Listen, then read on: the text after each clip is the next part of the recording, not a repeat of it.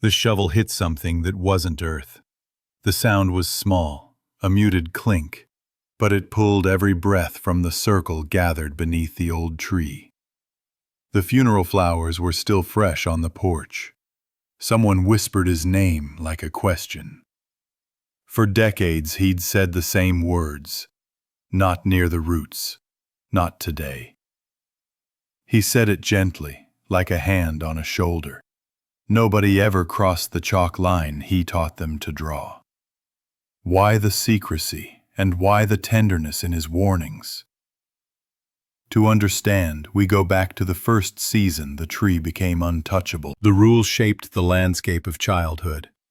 Quiet as a fence you only notice when you try to climb it. Birthdays drifted toward the patio instead of the yard. Hide and seek stopped short of the shade.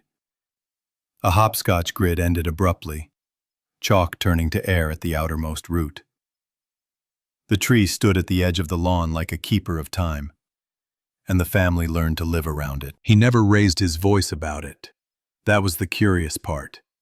He'd spot a grandchild skipping too close, lift two fingers and say, "Not today." Sometimes he'd smile when he said it, as if the words were a song they both knew. It wasn't fear that moved people back. It was respect for the softness in his tone. Summer brought tents and sprinklers, yet the tent stakes formed a neat crescent well away from the trunk. In winter, snowmen lined the walk like a parade, leaving a blank white circle under the branches. The blankness invited questions. Why this tree, when the orchard out back could be climbed without a second thought? Why a ribbon around the trunk, tied with a clean, careful knot every spring? There were small markers only a child would track. 5 smooth stones in a ring, reset after mowing. A little wooden stake painted the color of rain, half hidden beneath ivy. And always, that ribbon, new each year, quiet as a promise, the knot turned toward the sunrise. No one mentioned the direction, but they felt it in the way he paused at dawn. Once, at a barbecue, the football skittered low and slid to a stop where root met soil. A teenager lunged and froze when he saw the line of pebbles. The lawn went still except for the hiss of the grill. He crossed the grass, not running, and picked up the ball himself. "Plenty of field everywhere else," he said, handing it back. Then he raked the grass with his fingertips until the pebbles were right again. The rule had a way of weaving into other things. Chores included: sweep the patio, water the hydrangeas, and give the ribbon a look. He kept a tin of ribbons in the drawer by the sink. Blue, green, a gray that looked like fog. He never let the strip fray. If a storm tore it, he replaced it without commentary, as if changing a light bulb. The children learned the rhythm. Spring, nodding. Fall, checking. Winter, watching. Curiosity grew in the spaces they weren't allowed to fill. One year, the littlest grandchild drew a bright chalk circle around the roots and wrote, "No feet," in lopsided letters. He crouched to her height and tapped the words with his knuckle. "You're helping me keep watch," he said, and left the circle there until rain rinsed it away. The phrase "kept watch" echoed, and although they couldn't place its weight, they felt it. Each person carried the rule differently. For the mother who'd grown up under those branches, it was comfort. A familiar boundary like the creak of the stair. For the uncle, formerly wild and newly sober, it was structure he could lean on. For the grandchildren, it was a puzzle. They traded theories between bites of watermelon, buried treasure, a broken pipe, a lightning strike scar. Once, someone whispered, "A trap," and everyone laughed because nothing about his face matched danger. There was one near miss. A toddler broke from a game and toddled straight for the trunk, chubby hands outstretched to the rough bark. He moved faster than anyone expected. The baby's mother gasped, a sound that twisted the air. But he reached them first. Not with a shout, just with a swift scoop and a breath that trembled.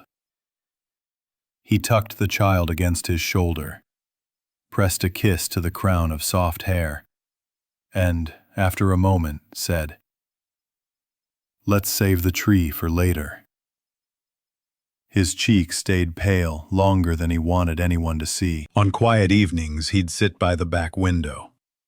The family knew because the curtain would ripple as he set his coffee down and looked toward the yard. They didn't know what he saw. Perhaps the past. Perhaps the horizon framed by branches. He'd sometimes step outside before dawn, when the birds were just clearing their throats, and stand with a ribbon in hand. He'd tie it so the knot faced east, fingers steady, breath clouding in the cool. Neighbors noticed only the steadiness. "He takes care of that tree," they'd remark over fences, the way people comment on neat hedges and trimmed edges. They didn't ask why.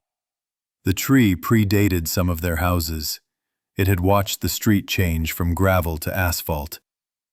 It had watched him grow older, shoulders rounding and hands roughening, same as it watched the grandchildren lengthen from toddlers to teenagers. The rule wasn't posted anywhere, yet it lived in muscle memory. Guests arriving for birthdays learned it by osmosis. Someone would guide a folding chair, lift a cooler, and when wheels rattled near the ring of stones, a soft voice would drift across the yard. "Not today." The phrase never hardened. It didn't need to. Years stacked quietly. The ribbon changed color with seasons and moods. Once it was yellow, bright as noon. Another year it was white, plain and clean. In spring, when the first warm day arrived, he'd brush winter debris from the roots with a broom, careful as if sweeping a hearth. The children would lean on their elbows and watch from the steps, as though he were performing a familiar ceremony. One detail would matter later, though none of them knew it then. The knot's face to the east was never accidental. If a grandchild tied it crooked, he'd gently retie it, turning it toward morning. He never explained. He didn't need to. Rituals don't always come with instructions. Sometimes they're understood by the way someone's hands move. Meanwhile, in the attic, another thread of the story waited, held in place by dust and a dented tin. But for now, the rule continued its quiet work, shaping how a family moved through joy and mess and everyday life within the shade of a guarded tree. And the question hovered, patient as leaves. "Not today," he'd say. So when would the day come? Grief rearranges a house. After the funeral, casseroles claimed the counter. Coats found new hooks, and the quiet spread into corners that hadn't been quiet in years. The attic door stuck like always, then gave with a sigh. Dust rose, soft and slow, and someone pulled the chain on the bare bulb, turning boxes into islands under a small sun. They went up there to make space, practical work, the kind that keeps hands moving when words feel heavy. Cardboard flaps lifted. Old winter coats released a cold, stored smell. A crate of vinyl made the uncle smile in spite of himself. At the back, behind a travel trunk and a folded card table, a shallow metal tin sat like it had been placed and then forgotten. Its lid was dented at one corner. When they picked it up, it made the faintest shift inside, as if the contents had a memory of moving. The granddaughter traced the dent with her thumb. "Cedar," the mother said, almost to herself. She remembered that smell, from drawers he kept in good order. They carried the tin to the floor and sat cross-legged around it, adults without chairs, kids without toys, equal under the slope of the roof. The latch resisted, then yielded with a tired click. Inside, postcards soft as cloth, Stamps faded to ghosts of color. 2 photographs, dark at the edges where fingers had held them for years. A pressed leaf between wax paper with a date written in tidy figures.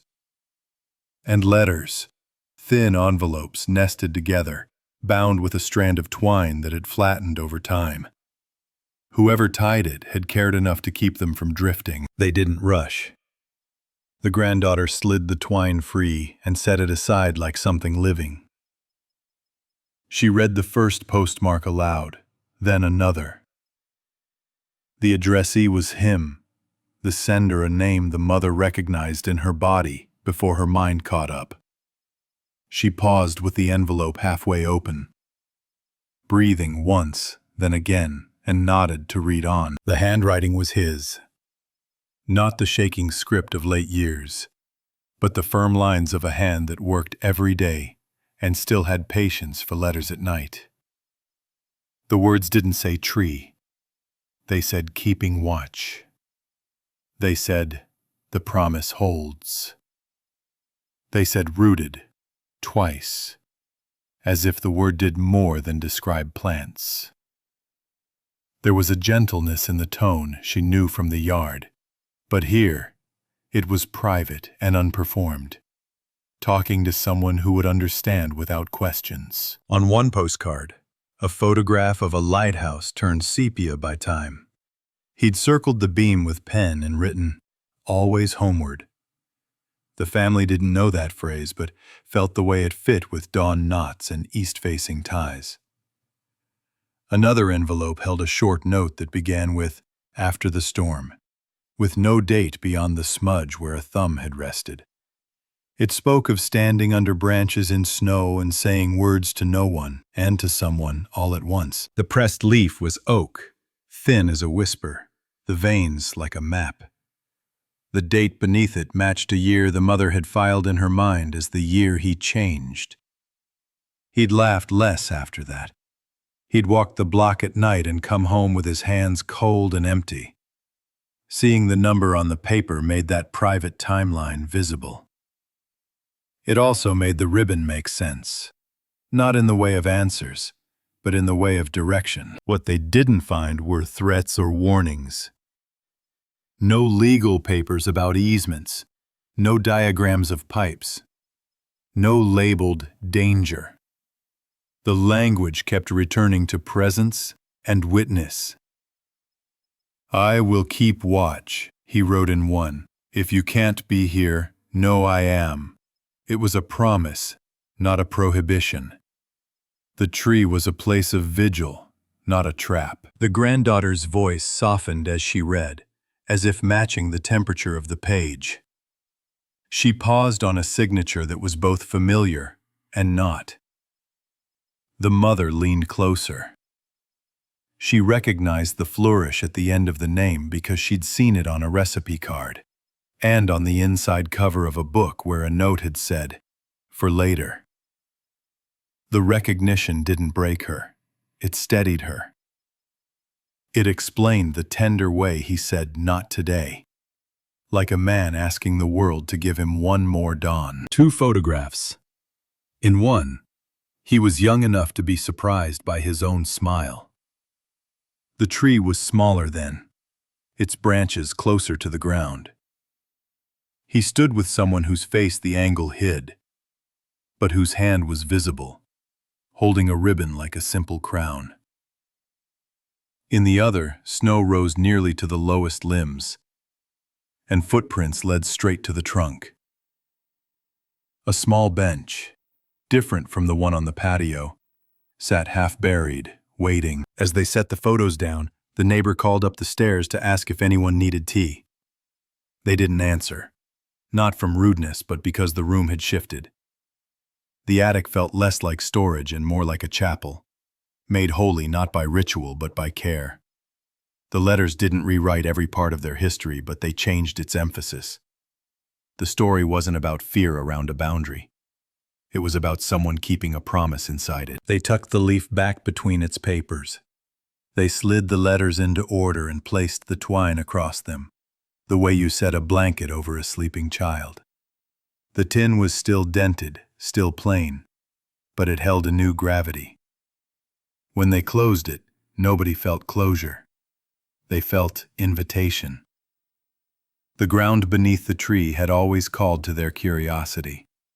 Now, with these words in their hands, it called to their kindness. They carried the tin downstairs. The house seemed to lean in as they moved, as if the walls knew what came next. The yard lay just beyond the back door, the ribbon steady on the trunk. The knot turned toward morning, even in afternoon light. With new context, they looked at the grass and the stones and saw not a line to respect, but a promise to keep. Something beneath the soil was waiting, not to harm, but to be held. They didn't rush the yard. They set the tin on the kitchen table, breathed through the quiet, and then drifted outside as if answering a bell. The ribbon held steady in a small breeze. The circle of stones looked both ordinary and ceremonial now. Someone fetched a tarp, another a shallow bin. The mother brought gardening gloves that had softened to the shape of his hands over years of trimming and tying. The stakes were more than practical. They felt the weight of doing this right. Digging could desecrate, but it could also uncover a promise that needed a witness. Time had a way of closing over memories. Soil did too. If they didn't try now, while the letter's language was still warm in their ears, would they ever? The need for answers pressed, but not with urgency, more like a nudge toward care. They agreed. No shovels against the trunk. Only the outermost edge, where grass gave way to the first rise of root. A trowel, a hand fork, and patience. The granddaughter knelt first, thumb tracing a vein in the dirt the way she'd traced the dent in the tin. She loosened the top layer carefully, sliding blades under the thatch and lifting it like a blanket. They rolled the sod back onto the tarp so it could be returned without scarring the lawn. Soil changed color as it deepened, tan to richer brown, flecked with threads of leaf. The uncle, quiet since the attic, sifted handfuls through his fingers and pulled away pebbles, each placed onto a small saucer like keeping score.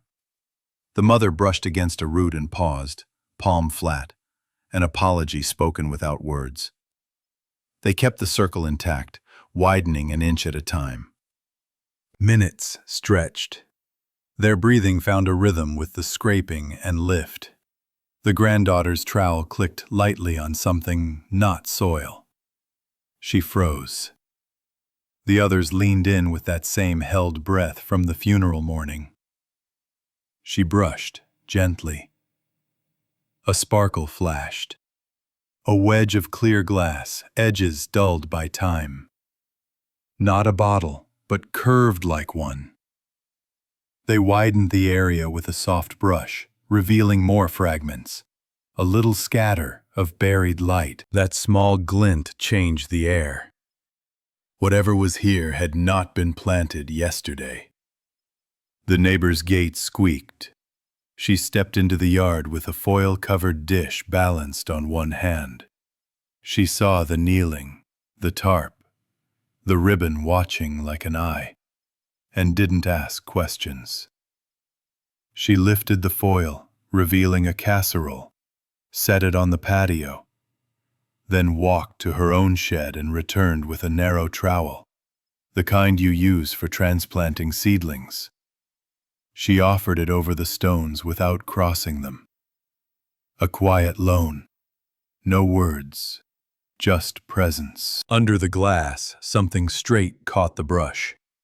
A brass edge, greened and stubborn.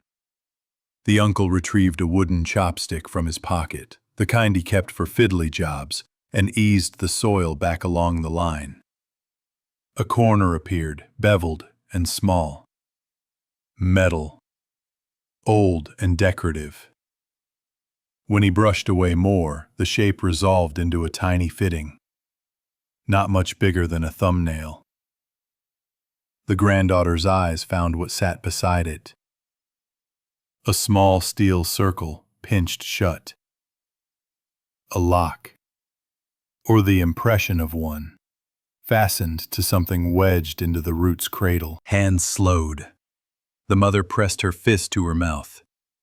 The words from the letters, keeping watch, promise, rose between them.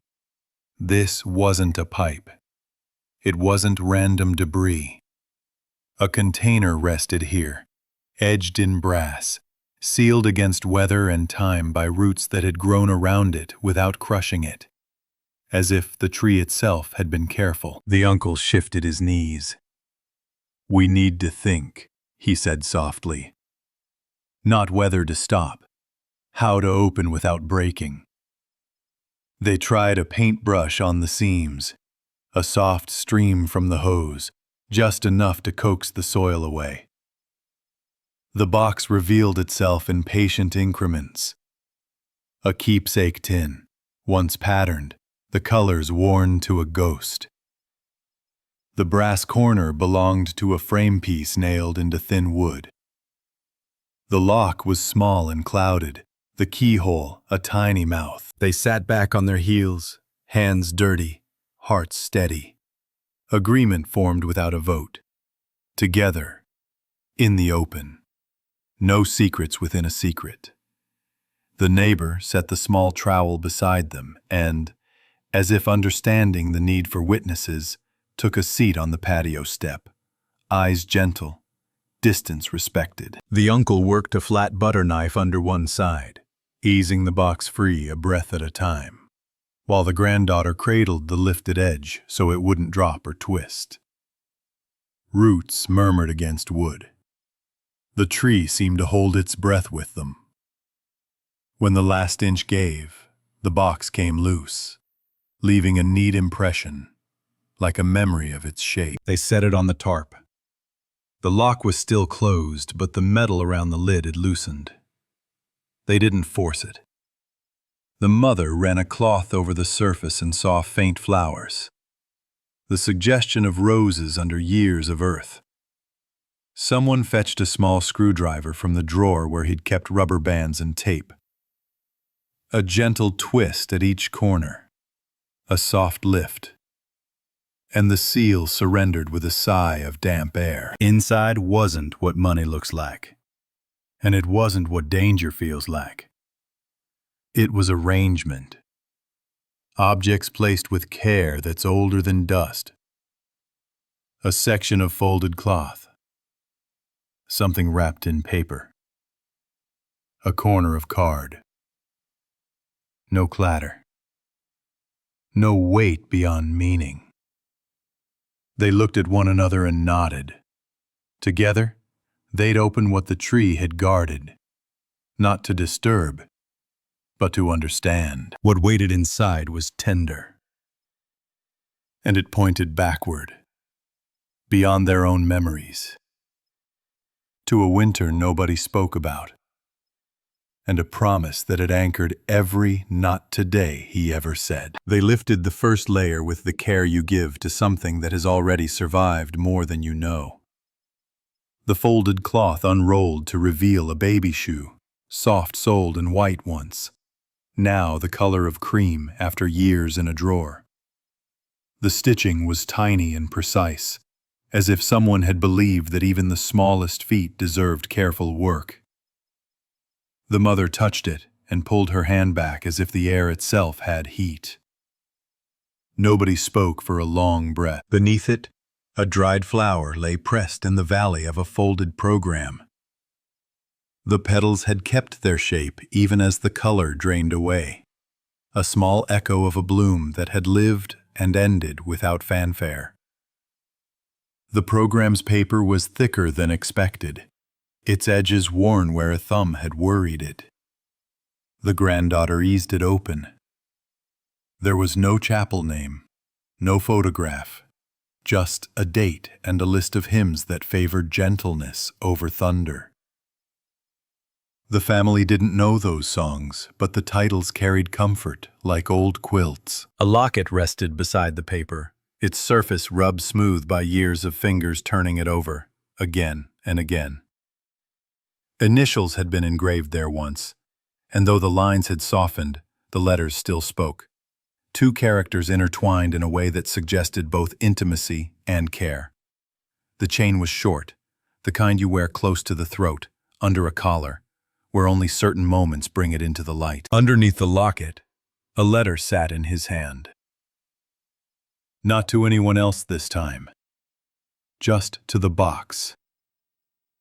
The ink had bled a little where the air had been damp, but the strokes were unmistakable. The uncle read aloud, voice steadying on the curve of each word. He wrote about a winter day when the sky lowered like a lid and the street lost its edges. He wrote about walking to the tree because the house felt too full of empty. He stood under the low branches in a storm and said a name that nobody in the room had heard before. He didn't write the word child. He didn't need to. The shoe, the flower, the way he placed the ribbon each spring. Every piece began to align. He described a promise made with wet sleeves and burning fingers. To keep watch in the place where they had once sat together and laughed at the sound of leaves. He wrote that he couldn't carry the weight by talking, so he would carry it by tending. Small acts, repeated, so the love didn't dissolve in the air. He mentioned the knot turned toward the sunrise. Not by accident. He wanted the first light to touch the place where absence had settled, as if morning could teach the ground to breathe again. The letter didn't ask forgiveness. It didn't perform grief. It told the truth, quietly, the same way he had kept the rule. "I will keep watch," he wrote, "for as long as breath allows." The granddaughter paused. The mother wiped her face with the back of her wrist and nodded. In the room, the loss had a boundary now, not a fence, but a shoreline, visible and real. The family learned about a child they hadn't known, a life measured in weeks or months, the specifics softened by time and by his choice to protect the edges of that memory from being handled too much. Silence had been his way of guarding it, not erasing it. He'd made the tree into a chapel without signs, into a place where he could bring devotion without asking anyone else to understand. The east-facing ribbon changed shape in their minds. It wasn't a quirk. It was a daily act of love, a small ceremony that said, "I am here. I remember you. I am turning toward whatever light there is." The stones in a ring were less about boundary than about belonging.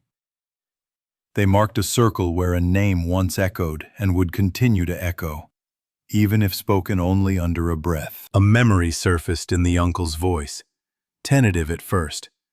Before sunrise, years ago, he'd come by to borrow a ladder and found him in the yard, tying the ribbon while the world was still blue. The uncle had joked about habit, about routines that make old men feel strong. He remembered the way he'd smiled without answering and kept his hands moving, careful and slow. Neighbors thought it was tidiness. It was devotion, repeated until it became part of the yard's heartbeat. They looked again at the baby shoe, at the locket, at the pressed flower and folded program. They weren't just relics. They were anchors. His letter turned the rule into a ritual, each "not today" less a warning than a prayer. Not today, because today is for keeping this space gentle. Not today, because some promises are kept in the negative space, by holding back, by protecting the ground from careless feet. The mother held the locket and felt an unfamiliar weight settle into a familiar place. She turned it in her palm and pressed it to her sternum.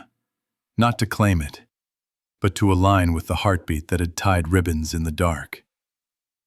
The grandchildren didn't cry the way movies teach you to. They breathed differently, as if the air had thickened and become something to be respected. The box had given them a doorway, not a lecture. It had placed grief where they could see it and choose how to care for it. They refolded the cloth, returned the flower to its page, laid the program flat, and let the locket rest on top, as if keeping watch over the other objects the way he had kept watch over the tree. There was one more thread to follow, and it didn't live solely in their house. The initials on the locket matched the flourish in the attic letters. Someone, outside the immediate family, had shared this story's first chapters. Someone whose memory could widen the frame without tearing it. The locket, with its softened edges and careful hinge, pointed them beyond their own yard, and into the part of the past that still had a witness waiting. They took the locket and one letter, not the whole box. The morning was clear, the kind of sky that makes old brick look warm.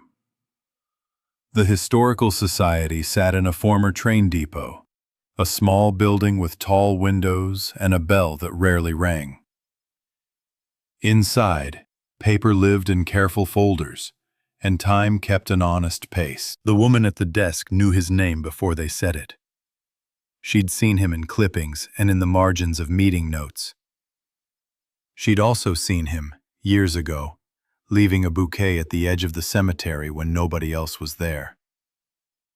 She didn't offer condolences first. She offered chairs and the kind of listening that doesn't rush. They laid the letter on the table, then the locket, initials turned up. The historian read with her finger under the lines, not to decode but to honor. She nodded at the phrases that had already become familiar. Keeping watch, the promise holds, and then looked toward the window where a slow branch moved like a metronome. "Let's see what the town remembers," she said, and reached for a ledger that smelled faintly of starch. Cemetery plots were listed in ink that had browned to the color of tea. Names ran in neat columns, followed by dates that told simple truths. There, in a short entry, was a family surname and a line that stopped too soon. No stone photograph attached, just a notation. Interment shared. The mother's hand tightened on the table's edge and then loosened. They moved to weather logs, daily notes kept by the volunteer who had, for decades, recorded high and low, cloud and clear, and, when storms came, their peculiar signatures. She slid to a winter month in the year that matched the pressed leaf. 3 days of snow, then a sudden wind that bent trees and power lines and plans. In the margin, the volunteer had drawn a small sketch of a tree and written, "Branches low, watch your head." The family exchanged a look that held both ache and relief. After that week, the historian said, the community did a search, not for him, for someone else whose story is linked to yours.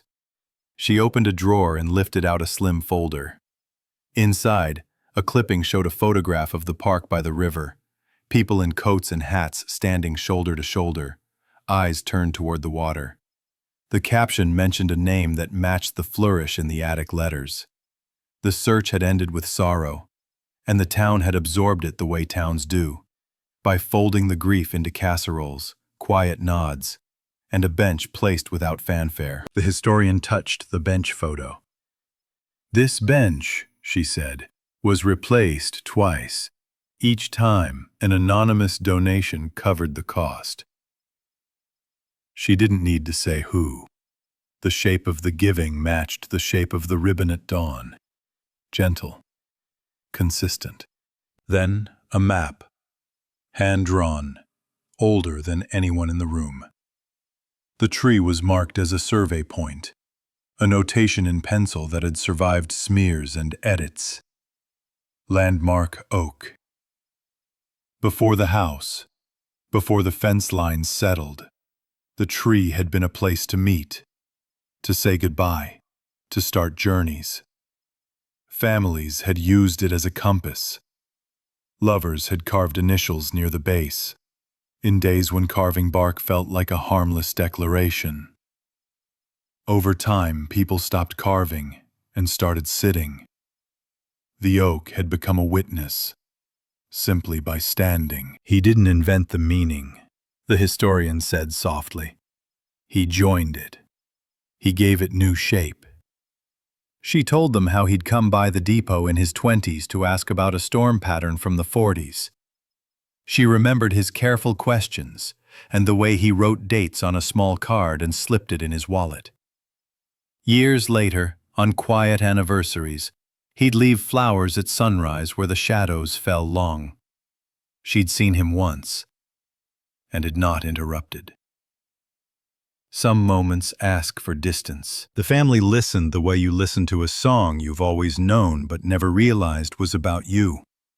The locket sat between them like a small moon. The historian glanced at it, then at the letter. "Would you like to verify initials?" she asked, and brought out an alumni booklet from a long-closed nursing school. There, in a sepia list, was the same pair of letters, the same last name as the clipping. A woman who'd studied caretaking and by all accounts practiced it wherever she went. The story widened without losing its center. The oak wasn't only theirs. It belonged to a line of hands and eyes and hearts that had used it as a harbor. He had stepped into that current and made one corner of it private, not to hoard meaning, but to make the act of remembering steady and real. When they stood to leave, the historian walked them to the door. The bell finally rang, a soft sound that didn't startle. "If you decide to mark the place," she said, "keep it simple. People find their way to simple things." The mother nodded. The uncle folded the clipping into his pocket like a promise. The granddaughter took the locket back into her palm. Armed with truth, they went home. Not to end the story at the tree, but to decide how to let it speak. They gathered at the kitchen table where the tin had first rested, coffee cooling and afternoon light pooling on the wood. The locket lay in the center like a small compass. Nobody called it a meeting, but that's what it became. A circle of voices trying to decide what a promise should look like when the hands that kept it were gone. The stakes were clear. If they turned the tree into a site with signs and plaques, they risked converting tenderness into spectacle. If they kept everything quiet, the ritual might fade with them, leaving the next generation guessing the way they had guessed. They needed something that honored privacy and invited gentleness. Ideas arrived like careful steps. The uncle suggested fencing the roots to protect them, then shook his head before anyone answered. "Too much no," he said, glancing toward the yard. The mother mentioned a plaque with names, then paused on the weight of names in metal. She pictured strangers lifting phones and she felt her chest tighten. The granddaughter, thumb tracing the locket's edge, spoke softly. "What about words that point to love without saying who?" They took a walk outside, not to inspect but to listen. The ribbon held its steady line. The stones waited, unassuming as always. The neighbor, seeing them drift into the yard, stepped to her fence and nodded. She didn't ask for details. She understood the edges of what was unfolding, and chose to stand near rather than inside. On the patio, they went through versions. A carved stone with a date. A small fence that looked more like a frame than a barrier. A QR code which made everyone wince and laugh in relief. What they kept returning to was a place to sit. He had sat at dawn. He had stood with ribbons. He had written about keeping watch, not guarding. Sitting sounded like an invitation instead of a warning. "Bench," the uncle said, not as a declaration, but like naming a door they could all open. A simple one, built low, set outside the ring of stones so feet wouldn't press the roots. A marker, not a monument. The mother pictured small hands climbing up with a book, weather rolling across it. Neighbors pausing there and not needing to know everything to feel something steady. Words were the next hurdle. The historian's voice echoed gently, "Keep it simple." They tried lines on their tongues, listening for any that clanged with explanation. In the end, the sentence they chose fit like it had been waiting. Love held at the roots. No names, no dates. A phrase that told the truth without telling the story. If a stranger asked, they could say it was a family saying. If a friend asked, they could offer more. The choice itself felt like a layer of care. The youngest child, quiet until then, lifted a hand the way children do in classrooms. "Could we add a ribbon every spring?" she asked. "For someone else who needs it?" The question landed with a softness that felt like approval. Yes, the family decided. Each spring, a new ribbon. The knot turned toward morning, carrying a wish or a name or a word for someone beyond their fence. Widows, new parents with sleepless nights, someone waiting on a diagnosis, a neighbor who'd lost a brother. The ritual would stretch outward the way roots do, anonymous and real. They set a day. Not an anniversary with sharp edges, but a Saturday with good light. The bench arrived in pieces, built of cedar that held a faint echo of the attic tin. The uncle sanded the edges smooth until his palms felt the same ease that had lived in the sound of "not today." The grandchildren wiped the dust away with old t-shirts, and the mother sealed the wood lightly. Not to make it shine, but to help it last without calling attention to itself. When they placed the bench, they positioned it so that a person sitting would see the knot's face and the first slice of sunrise. The marker was a small stone, flush with the ground so mowers wouldn't clatter against it, carved with 5 words that carried more than they said. Love held at the roots. The letters were shallow, felt before they were seen. They invited no crowd. The neighbor came with a thermos and 2 blankets. The historian, asked quietly, stood near the gate and didn't take notes. Each person brought a ribbon in a color that meant something private. Blue for calm. Green for a year of healing. Yellow for a friend who needed brightness. White for breath. The youngest brought a scrap of red for courage. One by one, they tied them, not to replace the single ribbon that marked their promise, but to accompany it, trailing from a lower branch like small prayers. Each person spoke a sentence, not an explanation, just a hope. For the ones learning to sleep without. For the ones waiting on good news. For the ones who don't have a yard. The bench accepted the weight of people and pauses. The stone accepted sunlight without argument. A shift happened as the ribbons multiplied. The tree stopped being a boundary and became a companion. Children climbed no branches, but they counted colors as they settled onto the bench with books. The uncle started leaving a spare ribbon in the drawer for anyone who needed a tie, one at a time that wasn't spring. The neighbor, on hard mornings, stood at the fence and let her eyes rest on the marker, and felt steadied by words she didn't own, but could borrow. The rule changed language. "Not today" faded into "come sit." The space under the branches turned from a guarded circle into a shared circle, where grief didn't thin out so much as spread, less heavy because more hands carried it. Strangers sometimes paused on walks, drawn by the quiet arrangement, and left with their shoulders lower, as if they had been acknowledged. In the kitchen afterward, the mother lifted the locket. She pressed the hidden hinge with her thumb and felt something give. A future opening, patient and kind. Not yet, she thought.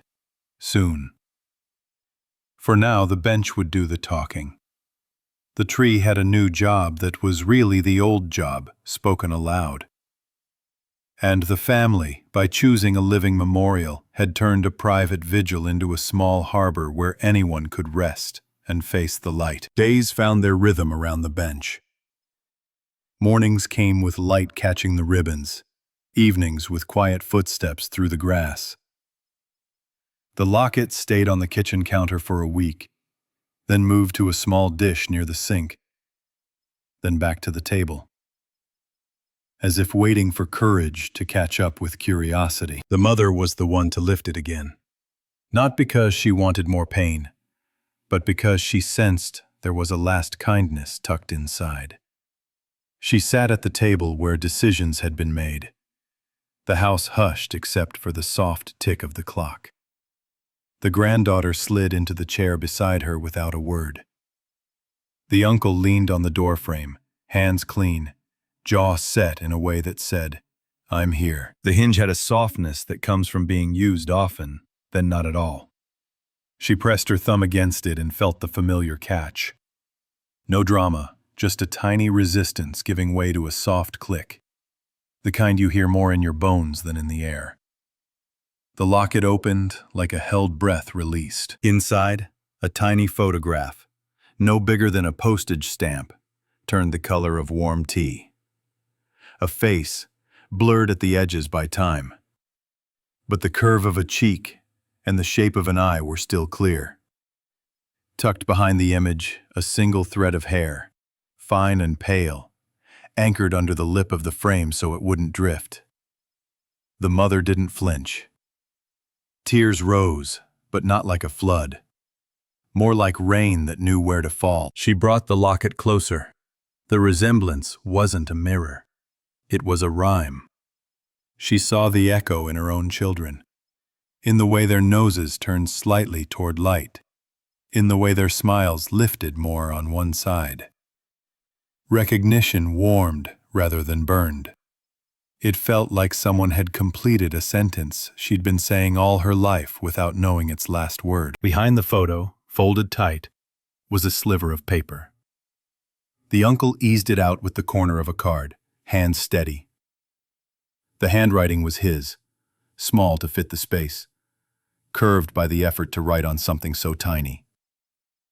It said what the letters had held, but in fewer words, like a vow boiled down to its essence. "If you find this, let love keep watch with me." The line did something to the room. It didn't reopen wounds. It set the terms. The promise hadn't ended with his breath. He'd handed it forward, simple and direct. Keep watch. Not out of fear, but out of presence. The mother exhaled a sound that was both grief and relief. Two notes finally in harmony. They didn't need to debate what came next. The locket didn't belong back in a drawer, and it didn't belong on a public hook. It belonged where promises lived. Near the tree, near the bench, near the ribbon that faced the morning. They walked outside together, past the sink with its stack of rinsed mugs, past the door where coats still carried the faint scent of casseroles and rain. At the bench, the granddaughter produced a small glass shadow box she'd bought from the craft store without telling anyone. The kind meant for a pressed leaf or a seashell. Inside, a bit of linen made a soft bed. The locket lay there, as if it had always been waiting for a place that wasn't a pocket, wasn't a neck, was a threshold. They set the shadow box on a low shelf they'd added under the bench, tucked back from weather, more nook than display. No plaque, no note, just the locket resting where knees and hands would be, close enough to feel like company, far enough to avoid the wear of idle fingers. The youngest knelt and touched the wood near it, a child's blessing in the shape of a palm. It turns out, some doors don't open to new rooms. They open to the same room, only larger. The hidden hinge hadn't unlocked a mystery that threatened to swallow the yard. It had widened the circle. Like a key that didn't open a lock but a room in the heart. It gave the family permission to keep doing what they'd already begun. Letting love keep watch, together. What waited under the tree wasn't danger. It was devotion. A quiet promise that held a family steady long after words ran out. If this story helped you see the rituals in your own life with softer eyes, Share it with someone who might need a small harbor today. Subscribe for more true stories of unexpected connection, and tell us in the comments about a simple ritual that brought you peace.